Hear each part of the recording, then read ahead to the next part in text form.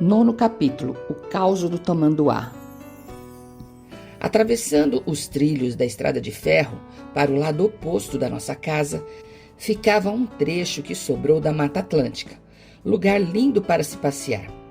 Como acontecia em todos os lugares, os moradores iam buscar lenha para seus fogões, poste para construções e pontaletes para cercas, derrubando as árvores de forma indiscriminada, acabando com a floresta. Seu Totó fora contratado para fiscalizar e proibir que as pessoas continuassem a derrubada, no trecho entre Itaquera e Arthur Alvim, que era de propriedade particular. Assim, toda manhã, ele selava sua mula com carinho, pegava sua marmita e ia para a mata fazer a fiscalização. Voltava só à noitinha. Eu ficava esperando sua chegada. Na passagem da estrada de ferro, naquele ponto, ele parava, apeava da mula e me ajudava a subir na sela. Enquanto ele fazia o final da caminhada a pé, eu montado na mula e com ares de cowboy, era assim que eu me sentia. Fazia o trecho, cavalgando e chamando a atenção de quem estivesse pela rua. Em algumas folgas de meu pai, fomos visitar a floresta. Entrávamos mata adentro, olhando as árvores, as orquídeas, as plantas diferentes, passarinhos e tantas outras novidades. Meu pai ia ensinando sobre as coisas, falando dos bichos que habitavam a mata e procurando um lugar agradável, junto de uma nascente ou uma pequena cachoeira, onde pudéssemos parar e ouvir histórias. Numa dessas paradas, encontramos seu Totó, que fazia sua ronda, parando naquele ponto para tomar uma água fresca. Ele tirou o chapéu de feltro que estava usando, de abas largas, afundou a copa formando um pequeno cocho, encheu de água na corredeira e tomou com um prazer de fazer inveja. Cena inesquecível. Depois, sentamos para descansar e meu pai contou a história de um menino que ficou perdido numa mata. Foi assim. Era uma vez um menino que ficou perdido no meio da mata. Não conseguindo encontrar a saída, escolheu uma direção e foi caminhando. Quando chegou numa pequena clareira, encontrou um enorme tamanduá-bandeira. O bicho, quando viu o menino, levantou-se sobre as patas traseiras e foi caminhando em sua direção. Sua cauda grande e peluda balançava no ar como uma enorme bandeira. Seus braços grossos abriram-se como quem pede um abraço. O menino assustado ficou imóvel, estático, frio e parado. O bicho foi chegando, até encostar aquele corpo peludo e repugnante. O pobre menino fechou os olhos para não ver o horror. Mas sentiu os braços do bicho envolverem as suas costas num dos terríveis abraços de tamanduá. O menino era muito magro, magro de fazer dó. Quando o bicho fechou totalmente o braço, suas unhas, curvadas e fortes, foram cravando-se em suas próprias costas. Urrando de dor, o animal soltou o menino, que nada sofrera, e partiu em direção para sumir no meio da mata. Seu Totó então disse: "Pois eu vou contar um fato. Eu estava caçando um calango grande, tinha mais de meio metro. Fui atrás do bicho e ele entrou embaixo do monte de folhas secas. Resolvi então pôr fogo nas folhas, o bicho ia sair de lá assado. O fogo já estava virando braseiro e o bicho não saía. Continuei na tocaia, pois não é que de repente sai do meio do braseiro o calango, vermelho como uma brasa ardente, dá uma olhadela e corre em um filete de água na corredeira. Quando caiu na água, escutei aquele barulho de aço em brasa quando enfiado na água para receber a têmpera. Shhh! O nosso ano em Itaquera estava acabando. Fui com meu pai ao grupo escolar buscar o meu boletim de notas com o certificado de aprovação para a série seguinte. Meu pai ainda solicitou com a diretora o fornecimento de mais algum documento que seria necessário para minha matrícula em outra escola. Por fim, olhei o prédio vazio, chorei um pouco e fomos embora. Em casa, o tom da conversa tinha mudado. Vi minha mãe chorando pelos cantos enquanto arrumava alguma coisa. Dona Joaquina me parecia triste, mas eu e os meninos não entendíamos o que estava acontecendo. O certo é que durante aquele ano inteiro não vi vó Maria nem vó Nana. Ninguém apareceu por lá para uma visita. Sem que eu pudesse me despedir dos companheiros queridos, partimos rumo à velha casa da rua David de Mari, número 20, ao lado da igrejinha de Santo Antônio. Nosso retorno à rua David de Mari, número 20, no centro, não foi lá uma coisa muito alegre. Todos sentimos tristezas por deixar o tempo bom em Itaquera. Entretanto, foi uma decisão necessária em face da atual situação. Os horários de serviço de meu pai não eram compatíveis com os horários dos trens, além das demoras nas viagens e os atrasos nos horários frequentes na estrada. A temporada sobre a qual vamos contar agora foi a mais penosa e sofrida de todas que vivemos. Mais ou menos 7 anos de muito e duro trabalho para meu pai, minha mãe e para mim. Outros também trabalharam e lutaram, mas em partes, nós três, o todo, do início ao fim. Depois da tomada e posse do imóvel, chegou a hora da tomada de providências. Uma delas foi minha matrícula na escola, 3º ano do Grupo Escolar Santos Dumont, no Largo 8 de Setembro, que ficava mais ou menos a 2 quilômetros de nossa casa, com a distância de ida e vinda vencida na canela, muitas vezes de pé no chão. A primeira visita foi de vó Maria. Estava abatida e quebrada financeiramente, morando com tio Geraldo numa minúscula casinha de 1 cômodo e cozinha. Não bastasse, navegava na onda do desemprego. Depois das conversas e dos abraços para matar a saudade, veio o acerto final. Vó Maria, tio Geraldo e tia Margarida passariam a morar em nossa casa, que passou a ser o teto de 5 pessoas adultas e 3 crianças. Por falar em criança, logo nos primeiros tempos da casa nova, nasce mais um Taveirinhos, que ganhou o nome de Luiz Taveiros Costa Júnior, em homenagem ao chefe da ninhada, que passou a ser de 4. Como de outras vezes, foi motivo de muita alegria. Era um garotão bonito, o mais bonito de toda a turma. Um detalhe de nossa casa e do trabalho de minha mãe. Tínhamos 2 quartos, uma sala e uma cozinha. Água de um poço de 20 metros, puxado à mão, através de uma manivela ou sarilho. Um dos quartos era ocupado pelo casal e 3 dos filhos menores. O outro quarto era bem pequeno, era ocupado por vó Maria e tia Margarida. A sala, que era meia sala, meio quarto, sobrou para mim e o tio Geraldo. A cozinha era comum, como uma mesa branca de madeira bruta e 2 bancos grandes do mesmo material. Todo o trabalho da casa era feito por minha mãe. Limpeza da casa, lavar e passar as roupas, fazer toda a comida e cuidado das crianças, bem como toda a administração da casa, inclusive do dinheiro, que era em grande parte do tempo só o salário do meu pai. Não posso deixar de lembrar que as crianças não escaparam de doenças como tosse comprida, sarampo, catapora, cachumba, etc., tratadas em casa pela enfermeira, minha mãe. Eu já estava cursando o 4º ano da escola quando, nas brincadeiras de rua, enfiei um pedaço de arame enferrujado na sola do meu pé direito. Aquilo, depois de uma inflamação, passou a incomodar. Para não parar as minhas atividades, passei a andar com um pé dobrado, que deu o direito de ganhar o apelido de Manquinho. Um dia, fui levado à Santa Casa e os médicos tiveram o trabalho de cortar meu pé, vasculharam por dentro e me devolveram intacto com o arame acomodado dentro do meu corpo. Acabei me acostumando, voltei a andar normalmente.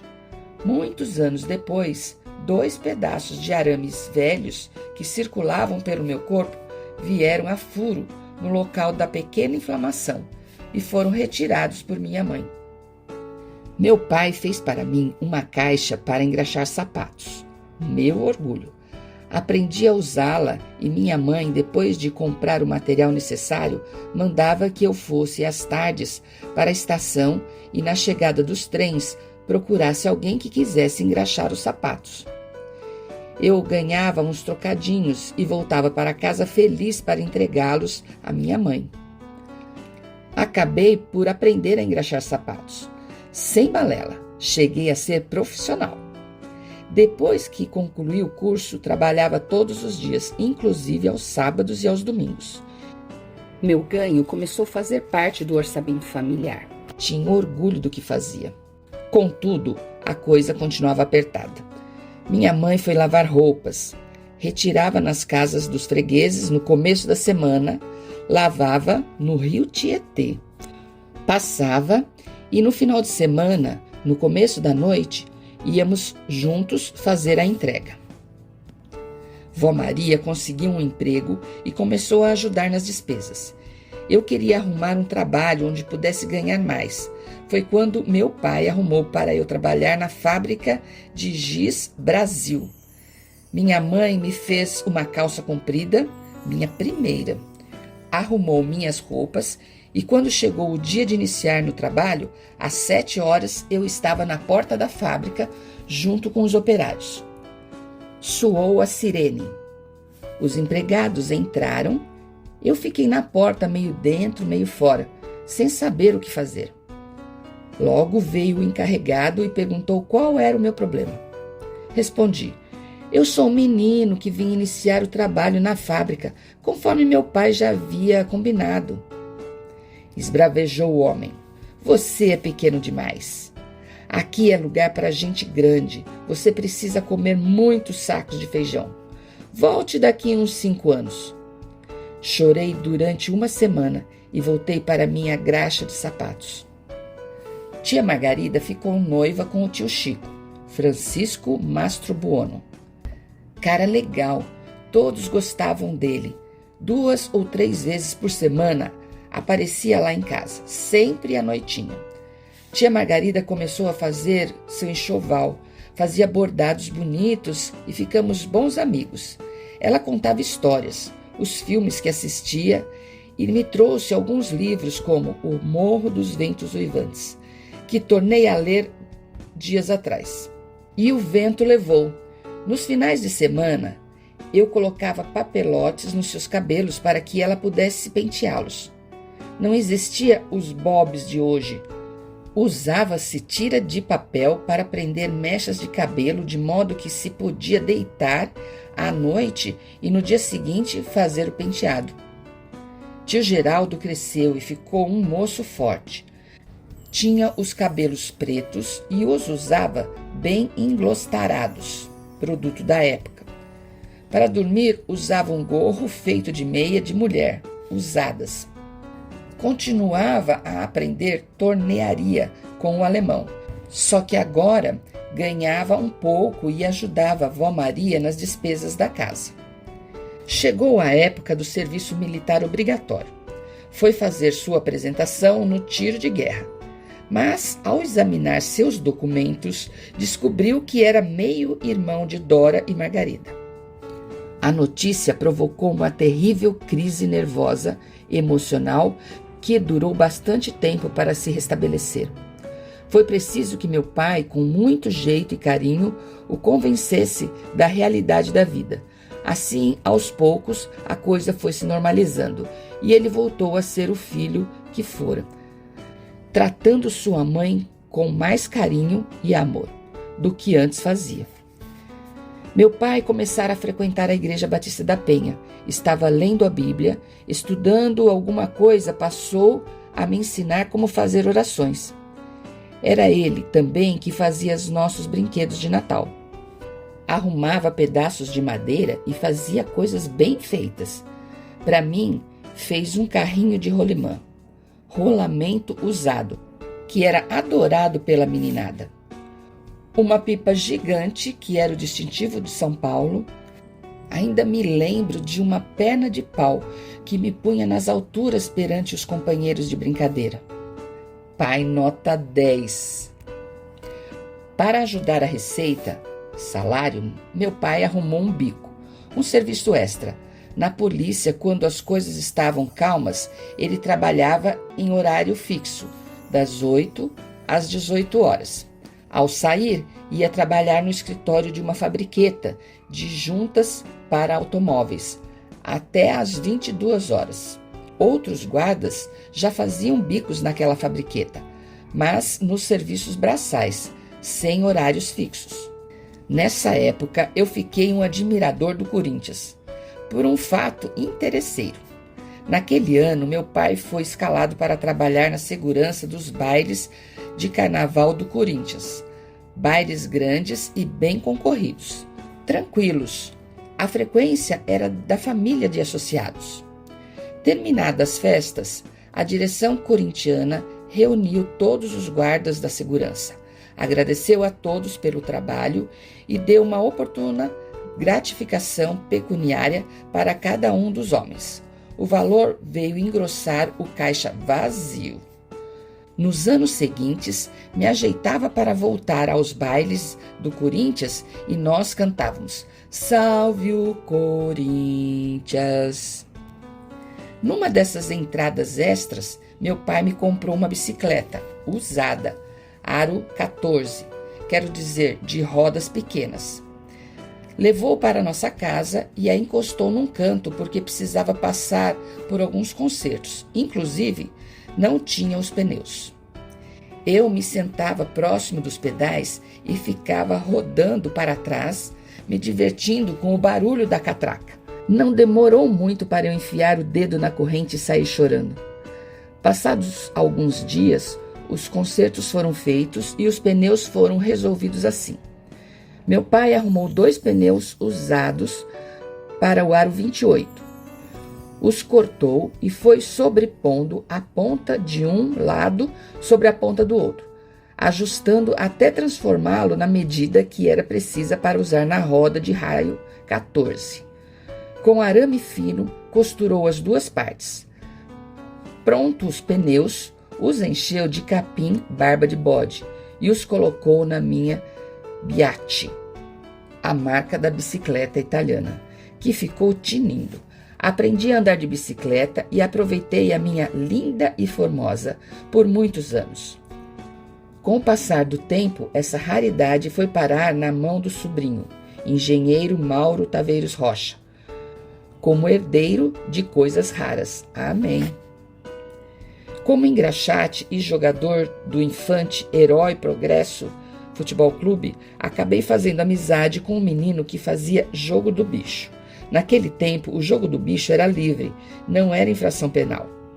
Arrumei emprego de bicheiro, fazedor de jogo do bicho. Meu patrão tinha vários chalés, o nome do salão onde se faziam os jogos. Abria o chalé às 8 horas, fazia uma limpeza rápida e ficava recebendo os jogos dos apostadores até às 13 horas. Encerrava as apostas, colocava tudo no malote e corria para o banqueiro descarregar os jogos feitos. Meu patrão não bancava os jogos, passava para um banqueiro mais forte. A banca ficava no centro da penha, um salão bem grande onde trabalhavam vários conferentes. O malote fechado era entregue a um funcionário que contava o dinheiro e a quantidade de talões das apostas. Me devolvia um comprovante de entrega com as devidas anotações. Concluída essa primeira parte, eu estava livre para um lanche. Adorava comer pastéis e tomar caldo de cana gelado. Quando tinha uma graninha, ia tomar sorvetes com os outros meninos que faziam o mesmo serviço. Depois ficávamos brincando, aguardando o sorteio dos números vencedores. Após o resultado, rapidamente os conferentes apuravam os acertadores e o valor a ser pago aos ganhadores, colocando dinheiro e comprovantes dentro do malote. Chamavam os meninos e devolviam a cada um o seu malote. Eu apanhava o meu e saía correndo de volta para o chalé. Abria as portas e aguardava os ganhadores para pagar seus prêmios. Alguns deixavam uma gorjeta. Assim me tornei entendido em jogo do bicho. Mas como jogo é jogo, aprendi muita malandragem. Meu pai e minha mãe não estavam gostando do que eu estava fazendo, mas não podiam dispensar o meu salário e foram procurar uma saída para eu mudar de ramo. Triste, deixei meus amigos bicheiros e fui trabalhar numa oficina que consertava, vendia e alugava bicicletas. O salário era um pouco maior. Acabei gostando do trabalho. Já tinha aprendido a fazer bastante coisa e ajudava bem o pessoal do concerto, quando recebi uma boa notícia do meu pai. Arrumei um serviço para você na fábrica de junta para automóveis, onde eu faço um bico. Pode começar depois que completar 12 anos. Faltavam 3 meses. Adorei a notícia e passei para toda a molecada da rua. Minha mãe ficou feliz e começou a providenciar uma roupa mais apropriada para a nova fase profissional. Vó Nana e seu marido vieram nos visitar. Passaram o domingo em nossa casa. Foi muito bom. Conversamos bastante. Ele é um cara legal.